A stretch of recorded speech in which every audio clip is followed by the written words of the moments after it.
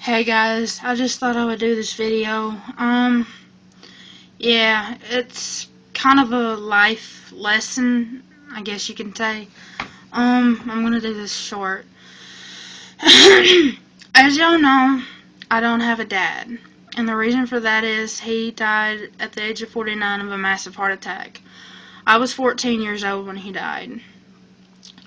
Um, he was trying to get me up one morning.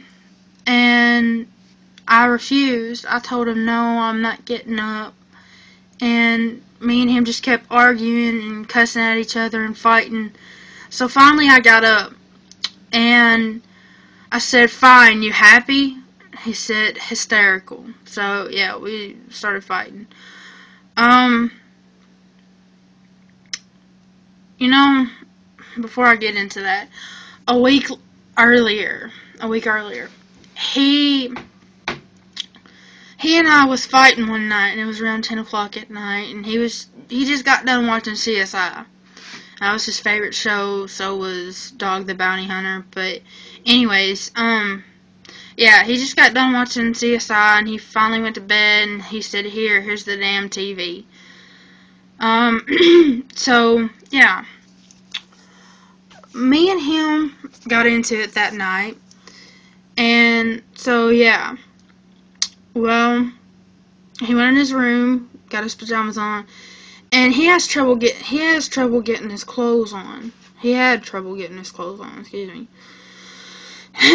So, he was making weird noises in his bedroom. I'm like, Dad, are you okay? Dad, are you okay? He never answered me. So I said one more time, I said, Dad, are you okay? Never answered me. So I went to his bedroom, and there he was laying on his back on his bed, and he was foaming at the mouth, and eyes were rolled in the back of his head.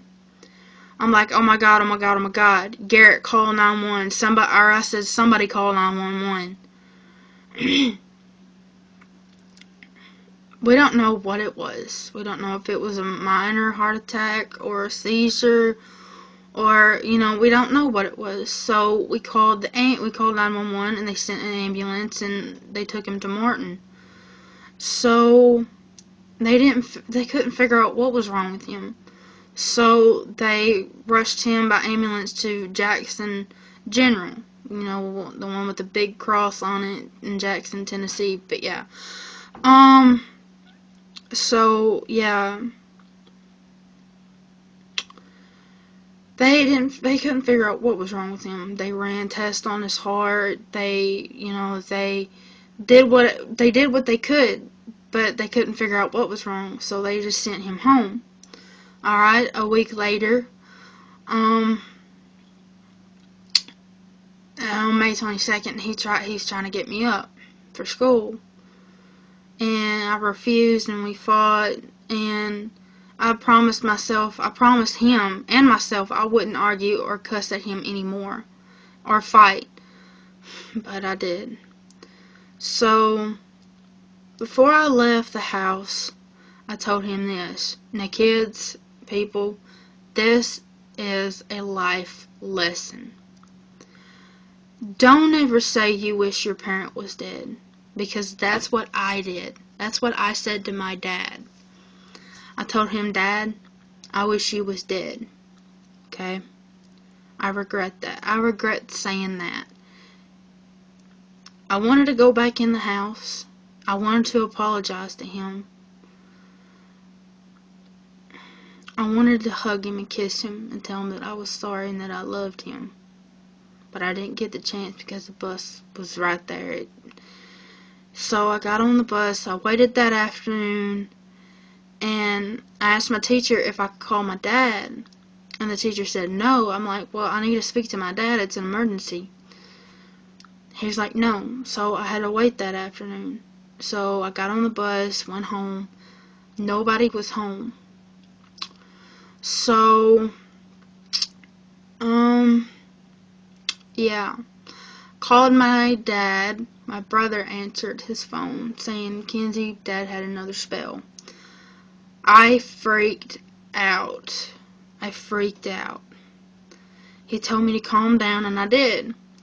So I calmed down, and he told me that Dad was going to be okay, and I said, alright, I hope so.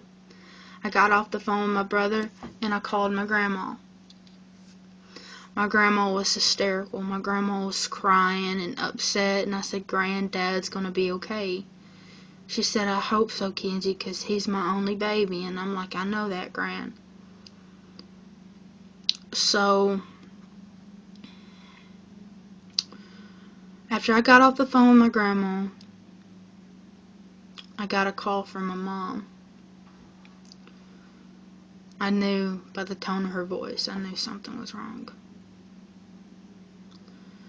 She told me, Kenzie, Dad passed away.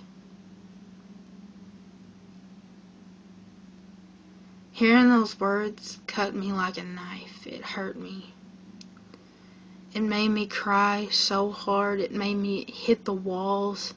I went outside and I told his good friend Johnny Whirl. I told him, I'm like, Mr. Johnny, I have some terrible news. My father just passed away. And he got upset. They were best friends. They were like this. So after I got done telling him, I got down on my knees in the middle of the road, and I prayed to God. I said, God, please bring him back. I need my daddy. I need my daddy so much. But I guess it was just his time to go. So my brother and my dad was doing Project Graduation. They went to Burger King.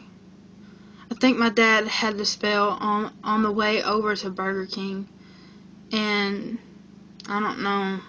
I really don't know what happened.